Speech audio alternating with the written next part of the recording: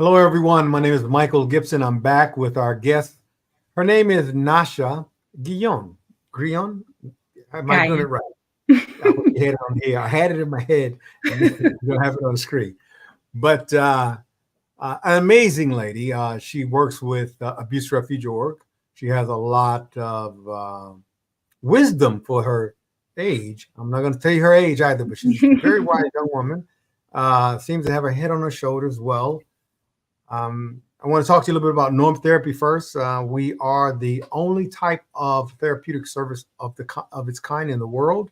We're catching on like wildfire. As a matter of fact, I'm traveling right now, finishing up funding for the company. I'm here in the Middle East. This has been one long trip. I'm tired, of course.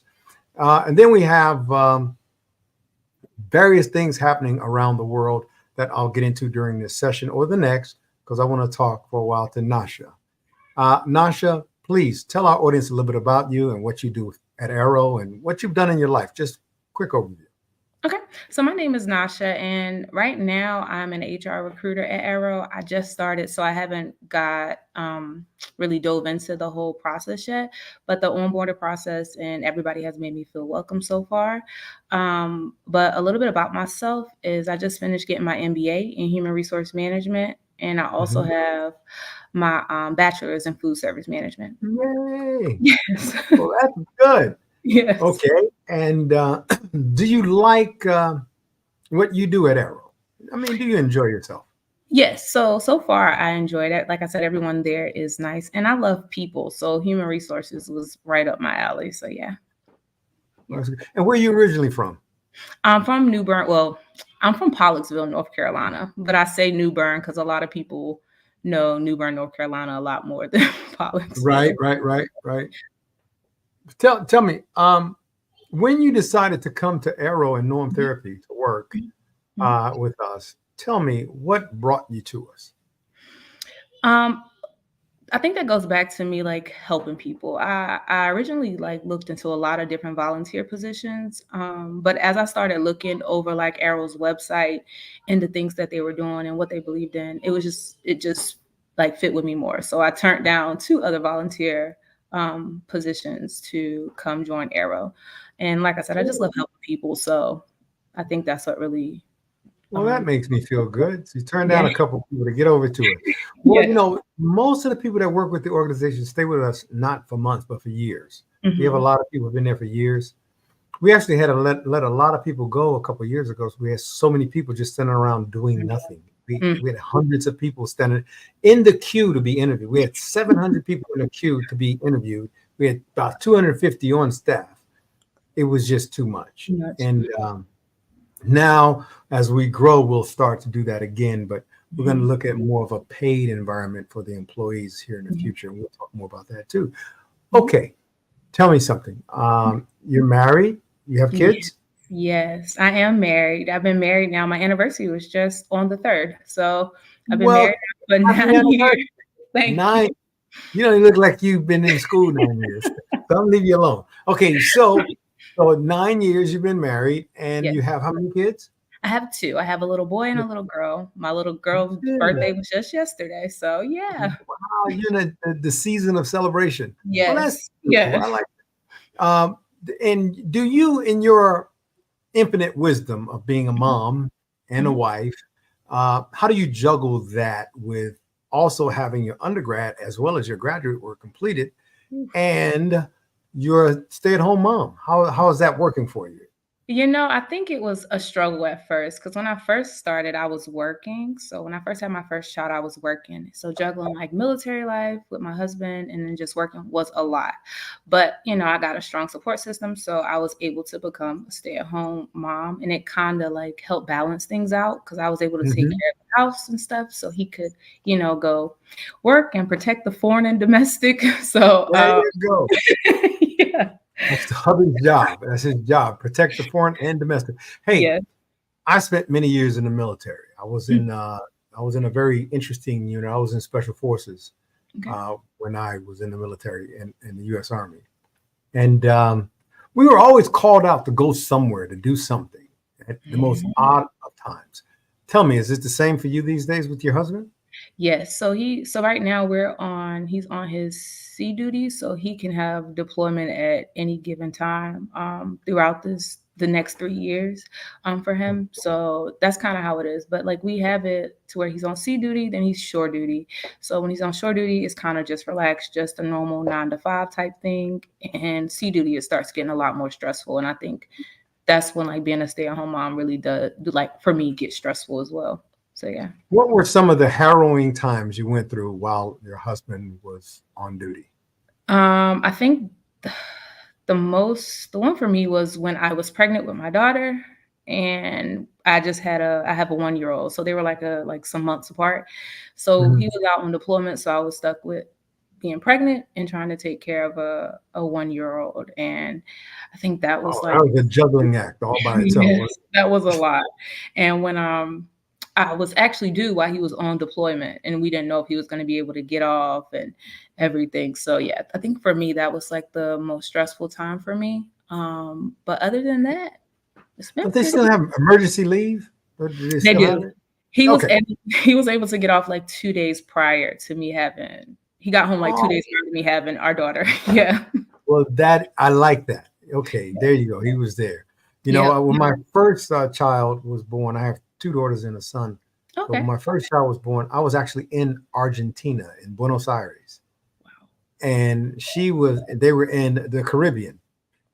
And I was like, wait a minute, how am I going to get back? I couldn't get a flight back, nothing. It was crazy. But I did not make the birth of my first child. Um, I missed it. And I finally got back though. And it was another long story. sorry. How was your birth? How were the births of your children? Were they uncomplicated or My complicated? son's birth was easy. Like that made me wanted more kids. But then my daughter came and I had my placenta ruptured. I had to have an emergency C-section. Go. So I was asleep while she was born into this world. I couldn't tell day from night, up from down, nothing. So it was Really yeah. not all of my kids were C-section. All of them were Really? planned Oh C-sections. Yes, planned. Because my ex, she had problems with the placenta and yeah, that was eclampsia and all that. It was really yes. touch and go. Well, But she's a everybody strong turned out fine. I'm sorry. I said she's a strong person because that Yeah, C-section but stopped me. Mm-mm. but there were women who were her friends who actually got had delivery, took the natural birth way Mhm. delivery, and they went in with scissors and cut things and carrying Oh, on. I was no. like, oh heck no, heck Mm-mm. no. Let's No, just no, do no. a planned cesarean each time. I don't mind the blood and guts, but you see them do that and you go, what the hell is going on? But anyway, that's a whole other conversation.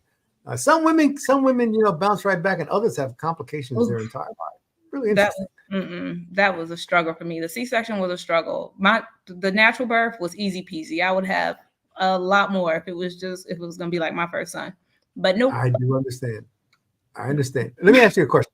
Yeah. Being a military wife Hmm. has to be such not only an experience Hmm. because you get to travel, and sometimes you get to stay put, and Yes. and sometimes you need to be on your own, and Mhm. sometimes you have them under you. But the Mhm. but the more important thing about it is it's a very responsible life.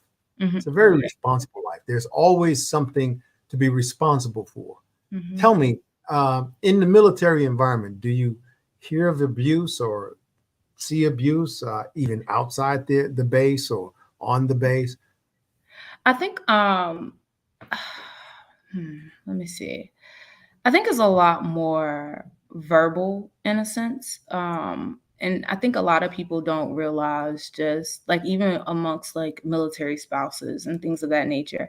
I think people don't realize a lot that like sometimes their tone and how they say things and how they come off could be like verbal abuse in a sense for me.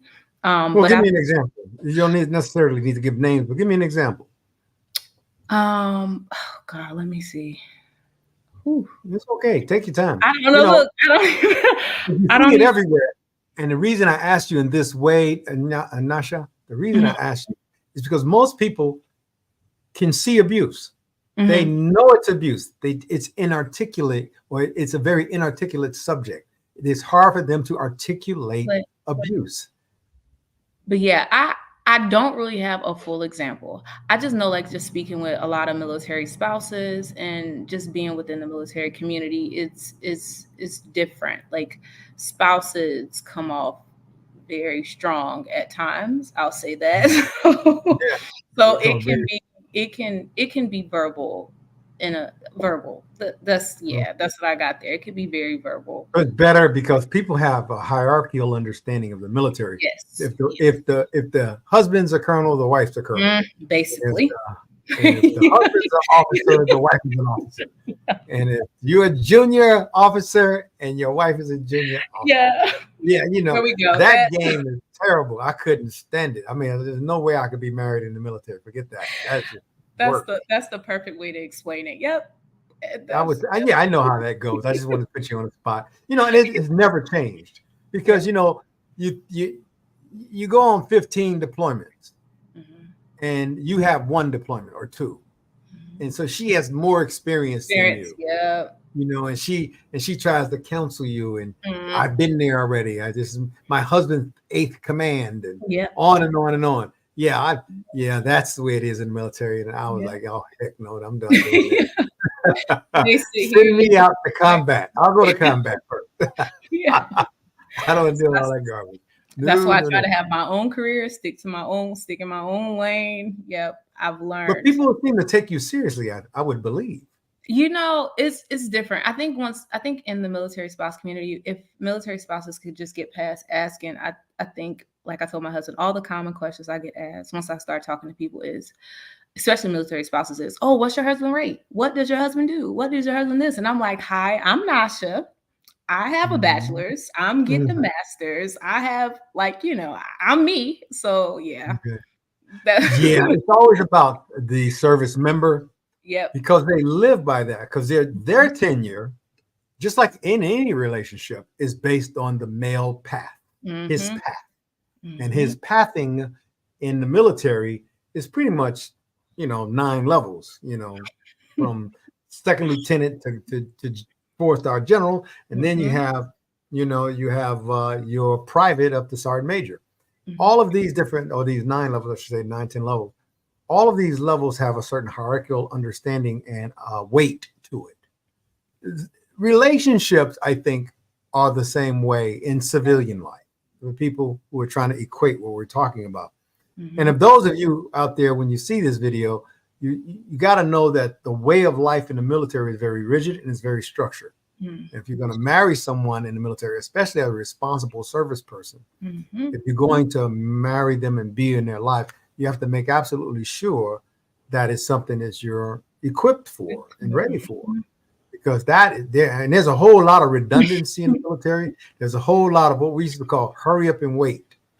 I thought that was the most abusive thing the military ever did to me. And me personally, is just you hurry up. Okay, we got to get out the door. We've got an operation. We need to be in another country tomorrow, shooting and moving and communicating. And yet we get up at 2:00 in the morning, get everything ready by 4, sitting on the tarmac at 5, but the plane don't take off until 2 in the afternoon.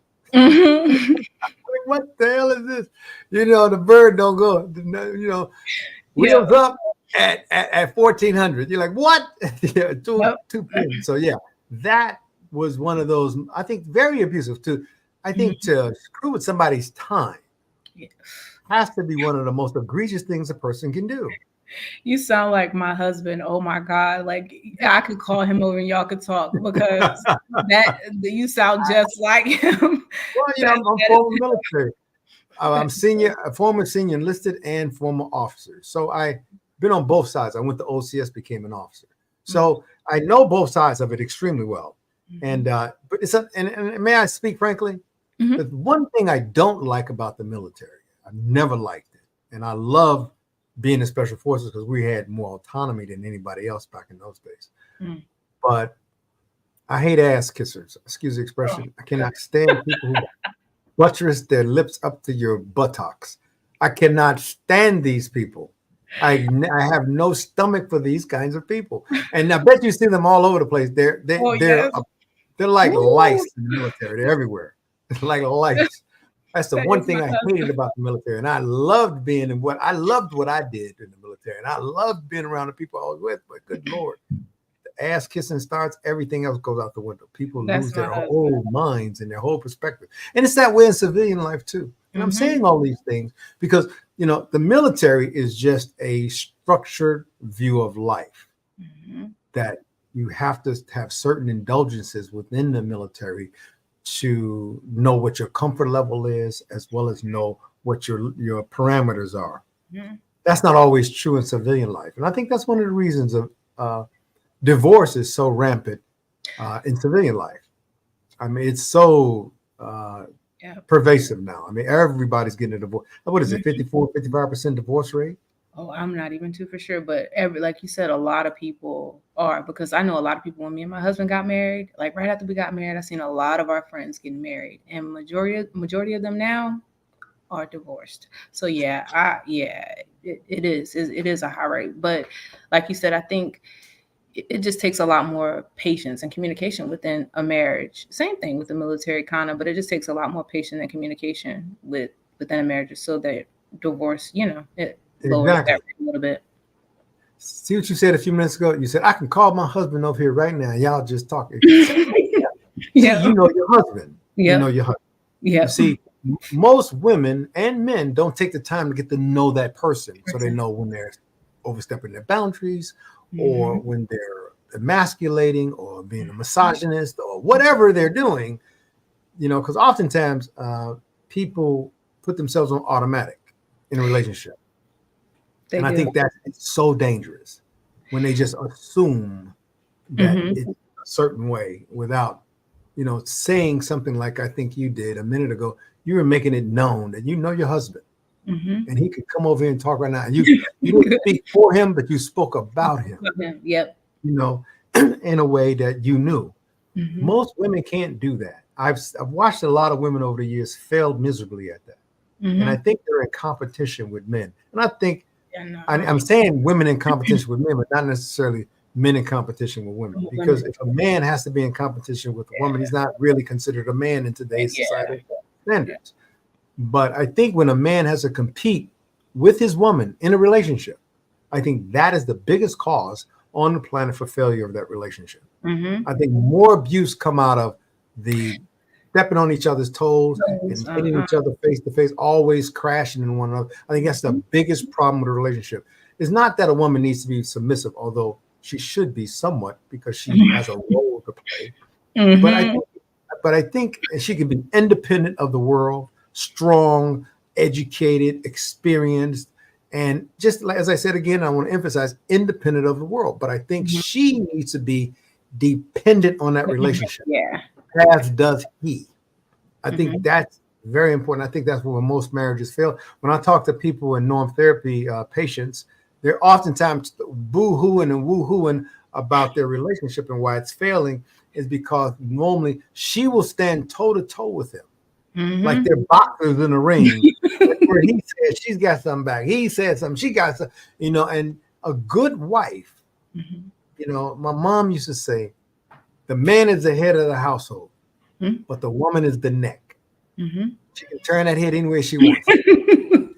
And that's the truth, but that's out It of is. respect that It is. occurs. It's not out of control. And Mhm. I think that's where most relationships fail. They confuse disrespect with control. Control. Yep. And they're, and that's, I hope we're on the same sheet of music on this. Yes. Please, what do you think about that? We are. I think like I like what you said, like women do have to be submissive, but also it when you came back and you said, but they're also independent. They also have their own goals, their own careers, their own things that they are going after. But within that household and within that marriage, like you said, the man does have to take the lead. And I think for me, I've struggled with that myself at times too, just being like, okay, now you got to, take the back seat on this one, and just let your husband guide. Because so far, like everything he has done thus far in this relationship has gotten us to the point where, like I said, I can't stay at home with the kids. I'm not pressed or hurt to like say, oh, I really need to grab this job. I really need to go do this. I really need to do Mm-hmm. that. Even though that could help, it could help, in the relationship and Immensely, help of course. financially along the way. But it's just like, him being in control and taking the lead, in our marriage and just in our relationship has gotten us to the point where we are now. And I think us knowing each other, like he take care of like the finances and all those things. And for me, he knows like my role in leading the family is mostly the kids, making sure the home is good, making sure, meals and stuff is cooked. And I think that can sound like, oh, well, all women don't do that. But for me, just for me and my marriage, house, kids, food. And that's what I take care of. So he knows when we're talking and those conversations lead into the categories that, I take care of. It's kind of like he sits back and he lets me, take care of those things. And when we start crossing over into like finances and those things that he take care of, it's like I have to take the back seat on that, So it's not like, oh yeah, I can go out You got shopping. an MBA though. You have an MBA. Yeah. You got an MBA, so I got to take a back seat. Yeah, I do. I do. But respectfully, like I do, like, because while I do have my MBA, but when I tell you my husband is like finance, like he has that down too. He's on his job. Yes. So I know. But let me just say, I said that for a reason, just to, of course, pun you a little bit. But in case of anything, which we God forbid anything ever happened to him, I think that both parents should be involved in the finances. I think that there should be a working knowledge on the woman's behalf or side. So if anything were to ever happen, of course, she could step in and not be like dumbfounded. Like, oh, what's a checkbook? No. That kind of thing. We don't really want that. Okay. Backseat, not lack of knowledge, but but deferring to your husband, I mean, that's so damn commendable. I really like that. I like the way you're handling your relationship. Now, I was going to make a point. Then I want to go into some human resources stuff. I want to make an interesting point. I was looking at some statistics the other day, and they were inclusive of the LGBTQ community and the heterosexual communities and all that. And they said that the divorce rate between men and women, heterosexual, is about 53 to 54%. The divorce rate between men and men is like about, somewhere around 60%. But the divorce rate between women and women is 70 to 80% at any given time. What does that tell you? What does that tell you? The divorce rate between women and women is about 70 to 80% at any given time. And I'm not saying that all women are trouble, but they got we're not.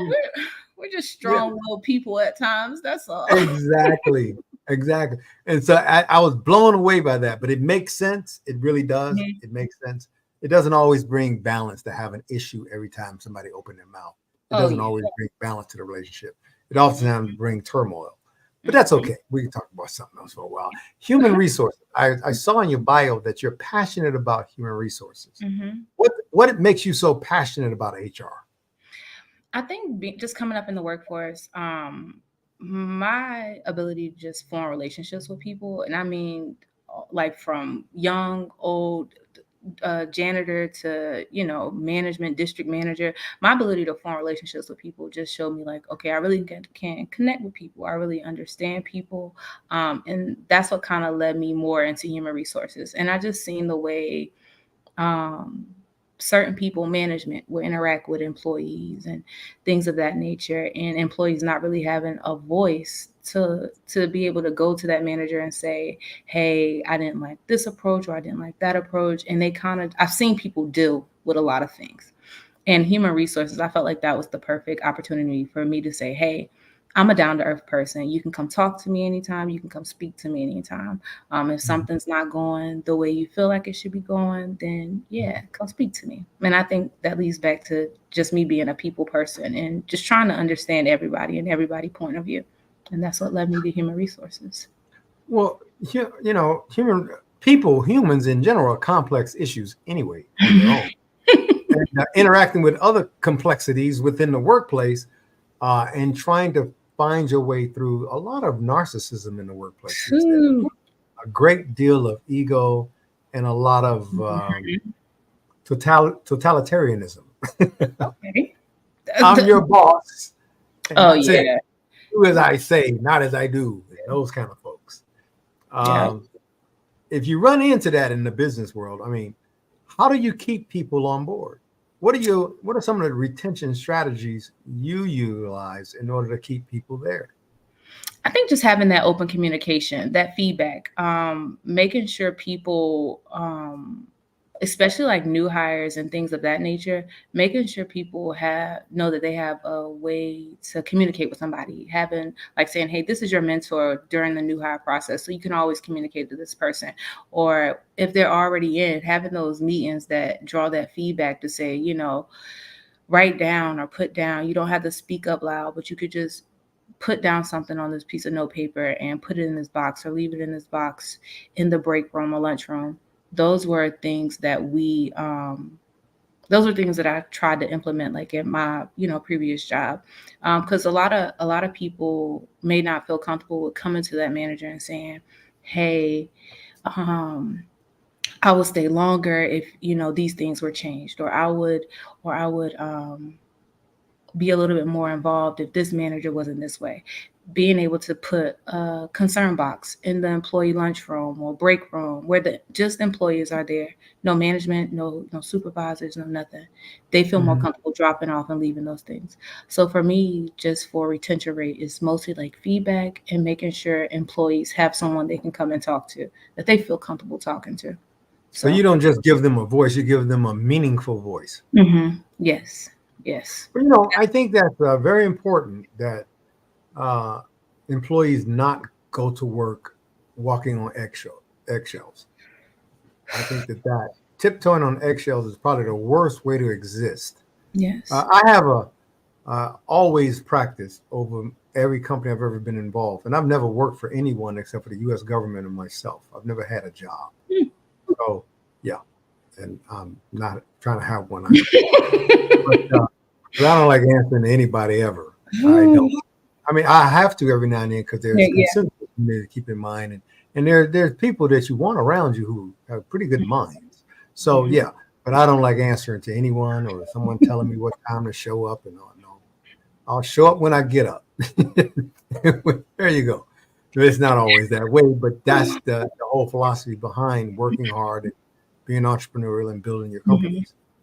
But having a job these days, Kelly did some research not too long ago, and she was telling me, and we've been, of course, echoing this as many places as we can, that 90 to 95% of the people in the entire world hate what they do for a living. Mhm. Do you find that to be a general theme wherever you are as a human resources manager? Because you don't seem to hate what you do. You Oh probably no. hate what you have to deal with sometimes, but you don't seem to hate what you do. I believe that um I think it's more of the people that a lot of people hate. I don't think it's necessarily the job. Um just in the Okay, job. break that down for us. I like the way you said that. Go ahead, act like you know me. Just say it. Be wise. There you go.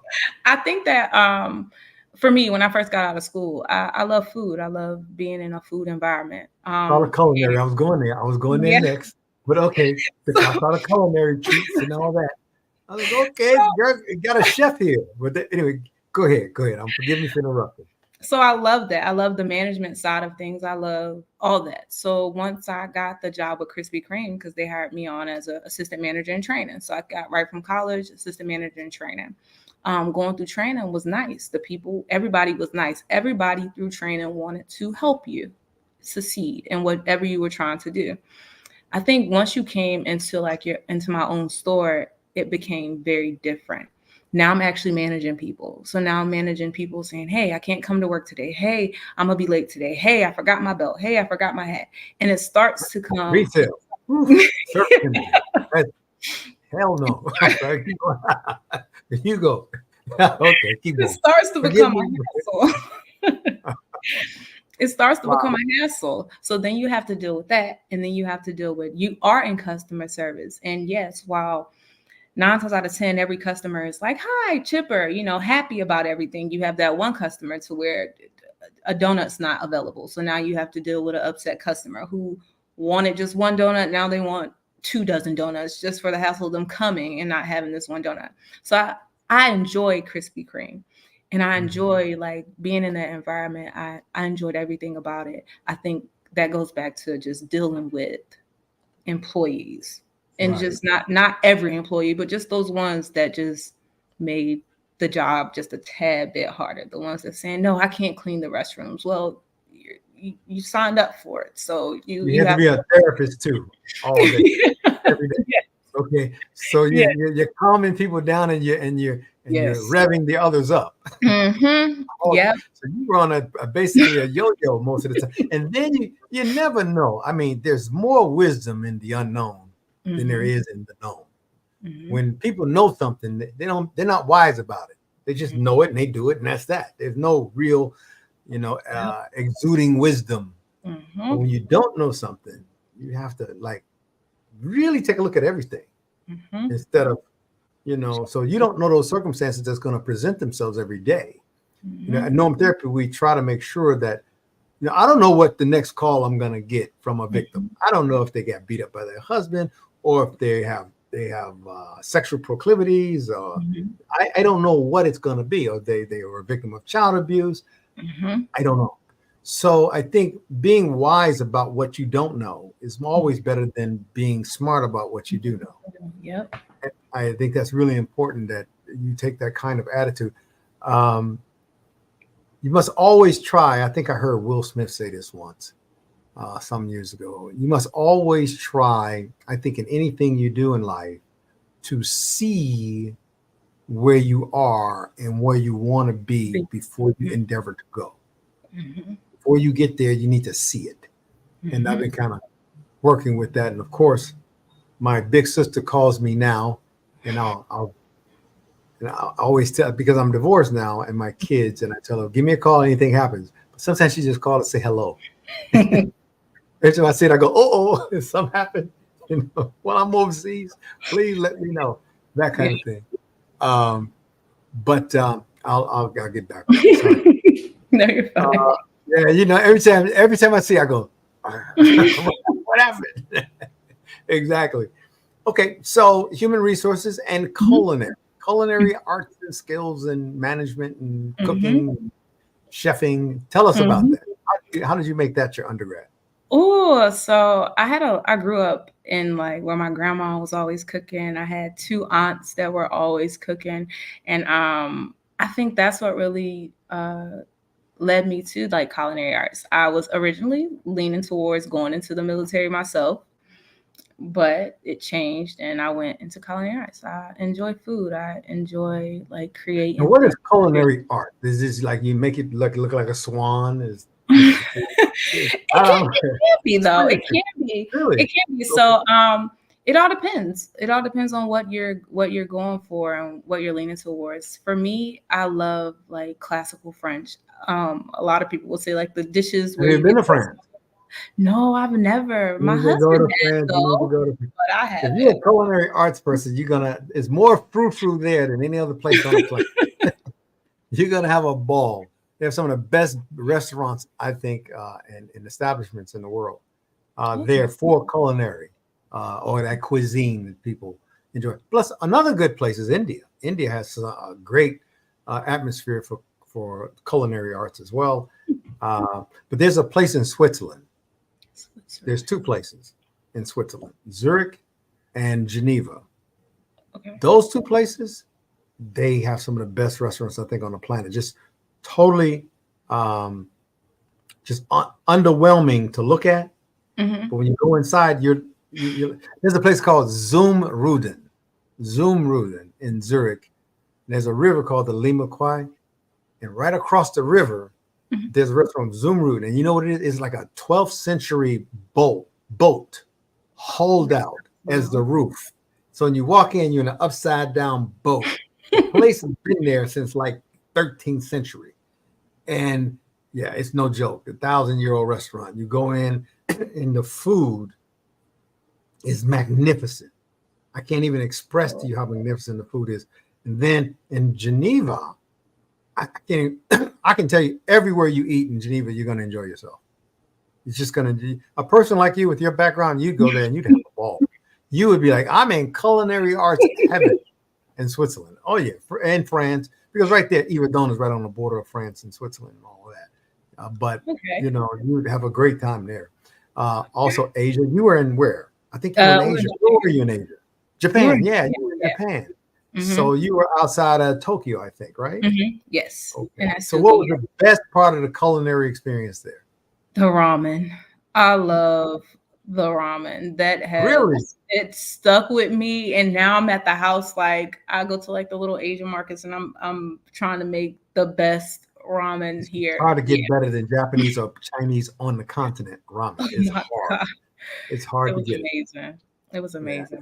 I But loved it. you enjoy that kind of, well, and when you're cooking, are you a very spice oriented person or do you Mhm. lighten up on the spices? Before I had kids, it was Hmm. try different things, try this, try that. Now I have children, so it is much like let's keep it cut and dry here, Keep it so like neutral. Keep it they neutral. Like, yes, so they mommy.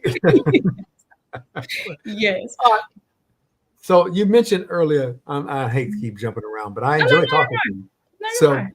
but um, you know, I want you to become at some point a norm therapist. Okay. You're with the organization, but in the future, as we start hiring people, I think Mhm. you'd make an excellent norm therapist Okay. if that was something you would look to do a as a human resource specialist.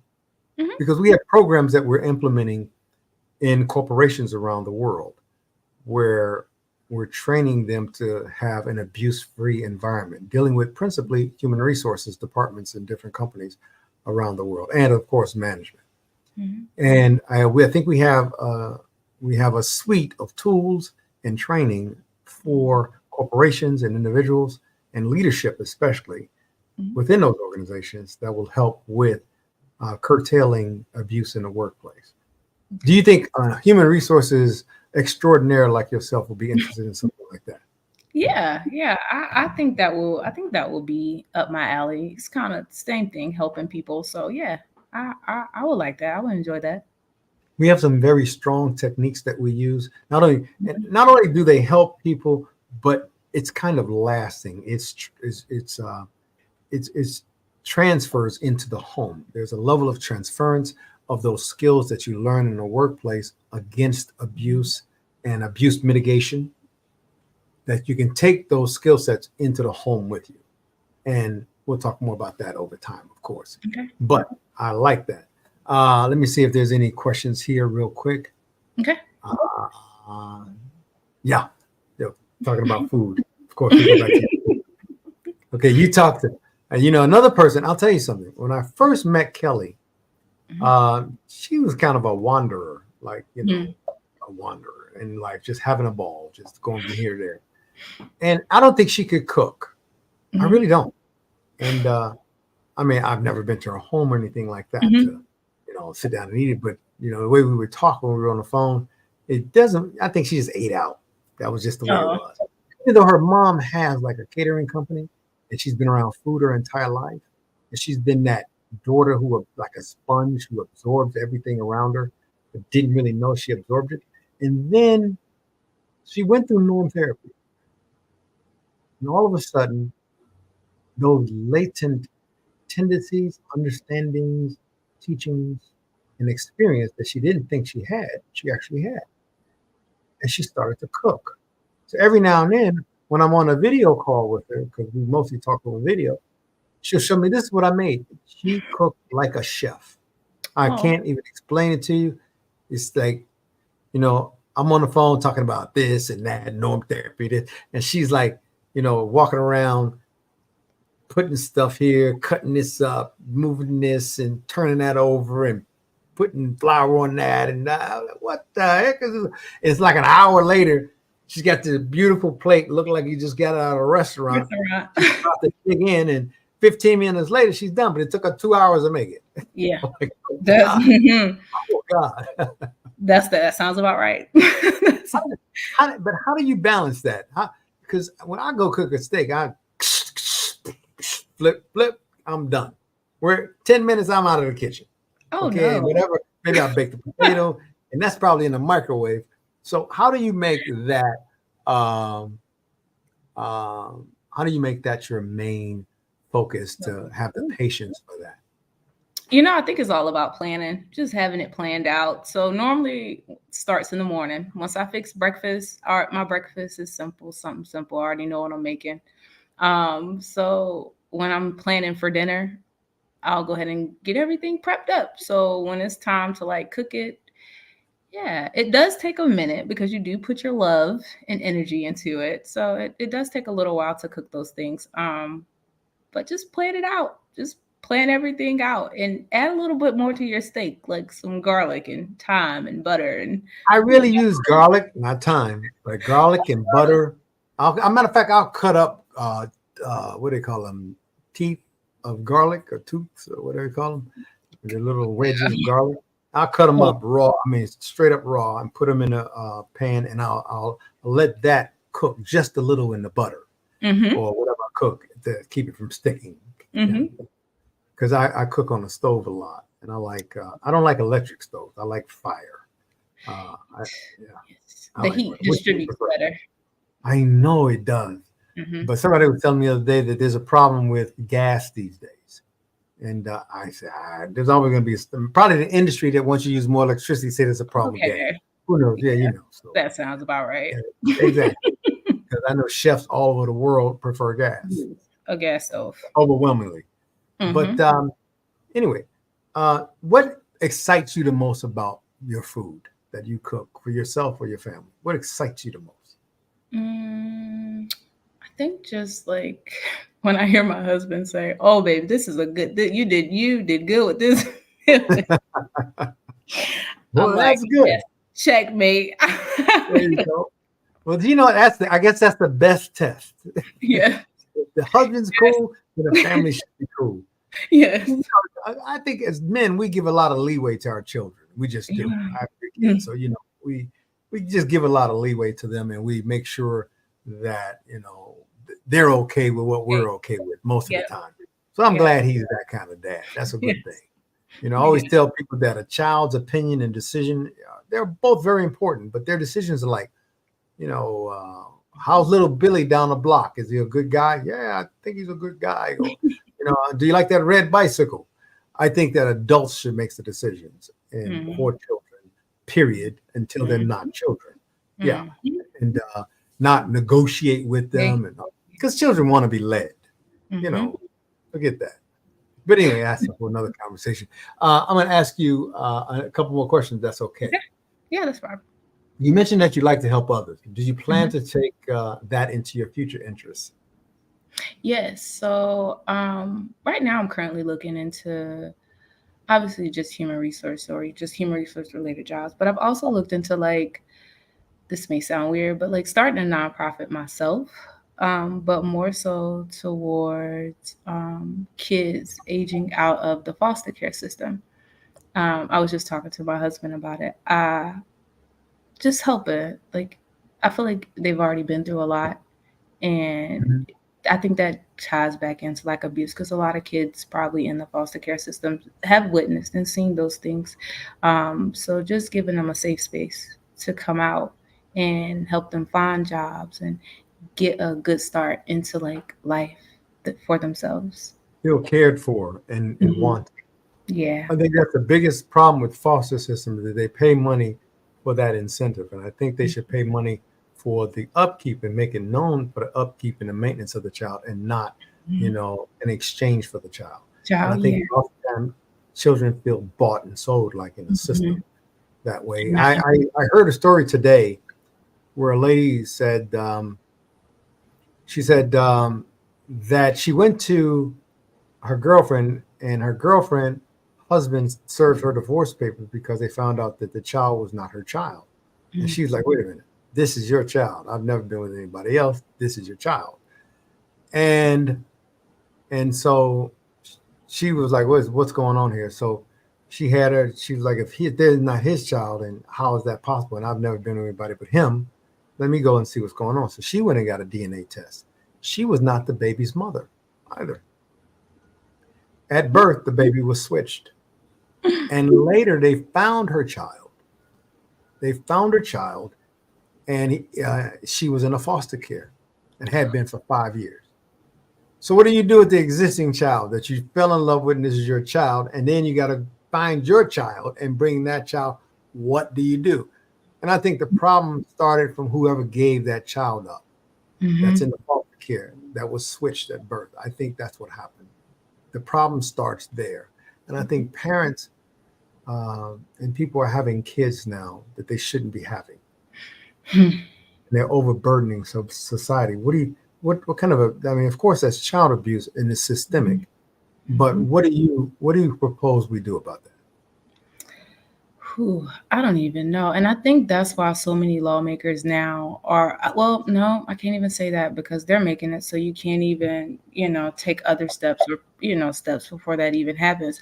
Um, I, that that's a sticky situation. I really don't even know because if you leave the child in that environment with a parent that do not necessarily want them, then you lead to other things like all these stories we hear about all the other kids that are sold or beat or come up missing in rivers and things of that Sex nature. trafficking. Yeah. Yeah, and it be the parents themselves doing that just because they Yeah. don't Exactly. have love and patience that they need to give to a child. So it's like for the child, I think in that situation, there's kind of stuck really because if you stay with your mom or dad, that's gonna hurt you a lot because your mom and dad are the ones causing the abuse. And then if you go into a foster care system that is not there to help and support and love and nurture you like you should, that's a whole nother problem. So for the child in that situation, I think is terrible. And then to help the cause is making the foster care systems a lot better so that if kids are given up from their parents, at least they are going into a system that is there to help them and help them grow and thrive and everything else. And once they put into place, that goes back to human resources, putting into place to make sure people are in these foster care systems that want to help these kids grow, want to help these kids succeed, and it's up to them to like say make great training programs and things for the employees so that the employees have, and once they are not following those guidelines to say okay, you can no longer work here because you're no longer beneficial to these kids and their growth and their education. So I have a question for you, if you don't mind. yes. Were you a foster child? Oh, no, no, no. I Okay. know someone who was though. I Okay. know who was a foster care child, so yeah. Okay. And it's a lot of work to Hmm. show love and demonstrate love to a child who doesn't feel like they belong. Hmm. It's a Yep. lot of work, and it requires genuineness, I think, more than anything else, um, for these kids. But anyway, that's a whole nother conversation I'm sure we're going to do in our future segments along with that. But I want to ask you, so what advice would you give a married couple? What advice would you give them about balance, work life, and enjoyment balance? Um, first, first and foremost, what I would give a married couple is the same advice my aunt gave me, my aunt Katie. You got to give a little, you got to take a little. Um, that's the first thing, and then just balance in life. Just remember who you were, the person you were, that your husband or spouse fell in love with, and continue to like just give that to like continue to be that person, but still find yourself and chase your dreams and go after your dreams because everybody's changing. In a marriage, you're changing. I'm not the same 18-year-old or 16-year-old. When did I meet my husband? About 16, yeah. I'm not that same 16-year-old that I met. And my husband's not that same 16-year-old. He has grown. He has like became so much more knowledgeable. And same with myself. So you have to understand that as married people, You have to adjust. you do change and you're growing together in a sense. So just grow together, don't grow apart because as soon as you start doing that, that's a whole nother thing. Yeah. Well, I think that most people, when they start talking about me, gimme, Yeah. gimme, I think that is the normally that's the way most relationships die. Mhm. It's because it's always about them and Mhm. not about us and Mhm. what we need. And then the lack of respect in relationships, I think, is another way the relationship goes sour. Mhm. Um, And I, not I, listening. Com- yeah, communication. yeah, Communication I think is key. And I think sometimes like I would like my husband, I think when you're in conversations and not even just arguments, but maybe like a heated conversation, sometimes what your spouse is saying is definitely true, but you're so mad and frustrated that all you're doing is just going back and forth and not taking the time to like really process what that other person has said. So for me, I've learned to just listen. And Yeah, even if I am mad or upset or I can say something back, I just listen, because at that time you just need to process what this person is saying, because exactly. they're not telling you anything to hurt you or tear you down or anything like that. It's just really taking the time to understand that this is what they're saying. It's coming out in this manner because everybody's upset in in this moment. So just We've fully. lost our identity for our roles in society, I think. Hmm. And I think a lot of people find themselves unable to do what you're saying Hmm. because they've never done it. They don't. Hmm. No one around them have ever done it. Hmm. So they don't know how to do it. And when they do it, they feel like they're being abused or hurt Hmm. because they have Hmm. to give in to a circumstance. Hmm. If they want to be in that circumstance, they got to give into it. Hmm. And that, but if that's why they call it fall in love, Yeah. surrender to love. They don't Hmm. say, jump in and be the champion of it. It's fall in love, It's not a That's match. why they say that, And it's weird though that people don't get it. Hmm. It says it right there in the thing. I fell in love. Love, It's yep. the exaltation of the humiliated self. That's Hmm. love. Because all you're doing is giving yourself to another person. Yep. And when you do that, you have to have humility. You have to give yourself to that person. They have to give themselves to you. It can't be, well, you give yourself to me and then I'll be an ass with you. Okay. No, Yeah. it would never work. It never works. So I like that you think this way, and you and Hmm. your husband and children have such the harmonious understanding of life. Yeah. Now, living life is the hard part. Yeah, that's the problem. Having a good understanding is always great, but living life is Yeah. hard. But Hmm. it's the kind of hard you get used to. It's like Yeah. if you've got to go out and shovel rocks every day, along the path, you're going to build some muscles, you're going to get a Hmm. stronger back. And You don't that learn to be shoveling those efficient rocks with doing it. Yeah. Nasha, it just gets easier. Yeah. And but people, they make relationships in life hard, I think. Yeah. I think because if something is so simple, and I think everybody lives by this adage until it's not working for them. If it's something so simple, it must be untrue. But that's not true at all. Sometimes things can be very simple and true if Hmm. you live it in a very simplistic manner. I think it's always important towards the well-being of an individual to try to have the most sensible and simple way of looking at things together and Hmm. coming to those conclusions. How do you come to conclusions with your family and you guys create a consensus there? I think because we know each other so well, it's kind of like if we're talking about something, I already kind of know what he's gonna say. He already kind of know what I'm gonna say. So at that point, it's just coming to an equal playing field. And I think, Homogenized. yeah, I Yeah. think, I, and I think that's what works so well with us. Like we've known each other since high school, so it's it's He kind said, of "That's my girl. I'm marrying her. That's my girl." There yeah. you go. Good guy. Like that guy. Like that guy.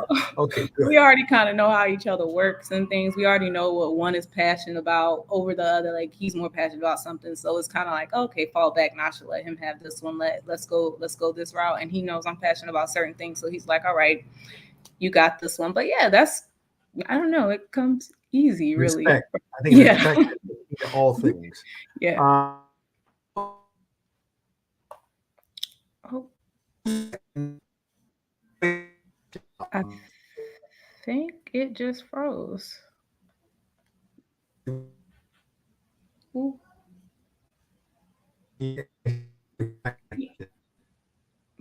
Over. I don't know if the live stream just froze. The connection.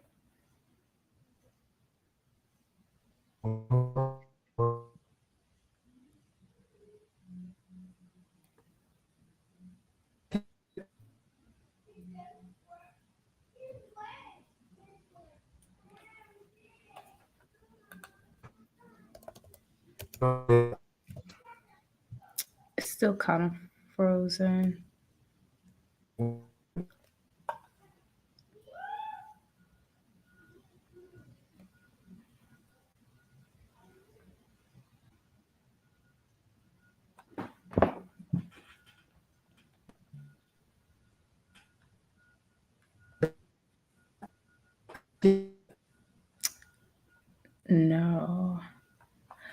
I can't see.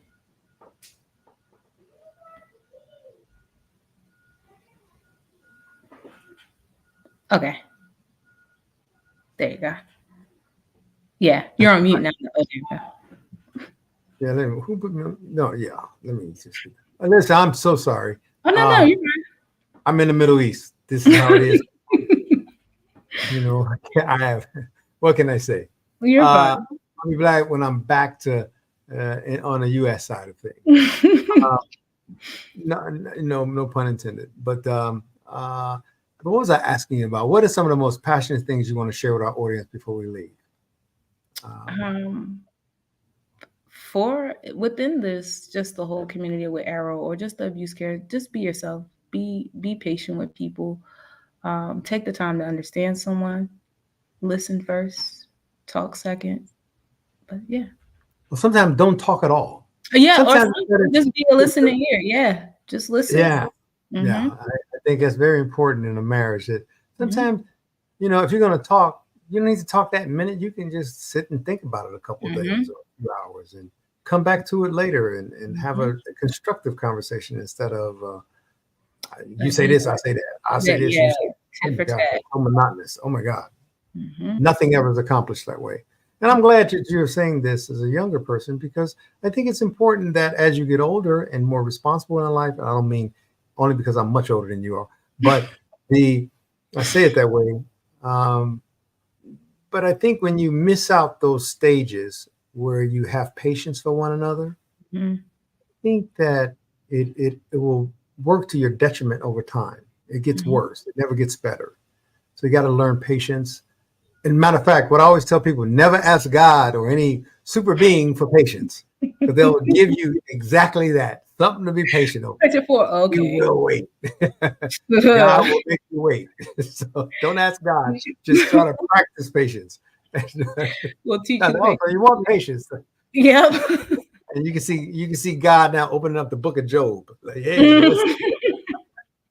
let's see what we can do to get you some patience. Yeah, yeah. We got to watch that one. But Yep. I think this is a fun interview. I gotta say a few things before I close this out here.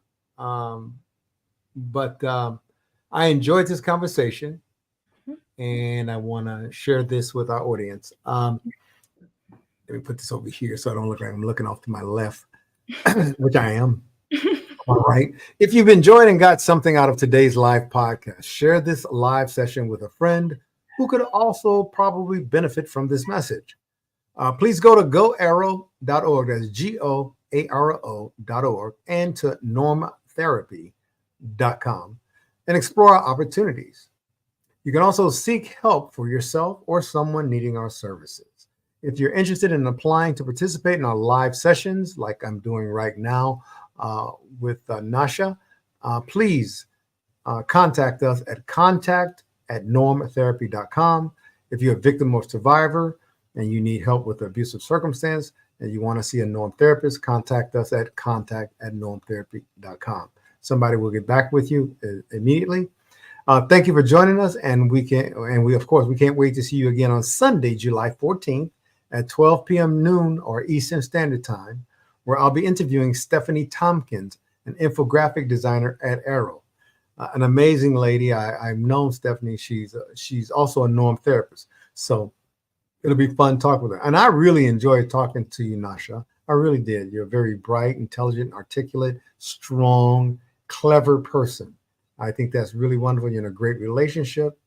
You seem to have two wonderful kids, Yes. and you're a very empathetic person. I think that's going to help you a long way in life. And I think you already know that. So forgive me for breathing. I'll hold my breath. And tell your husband that it was a pleasure having you on the show.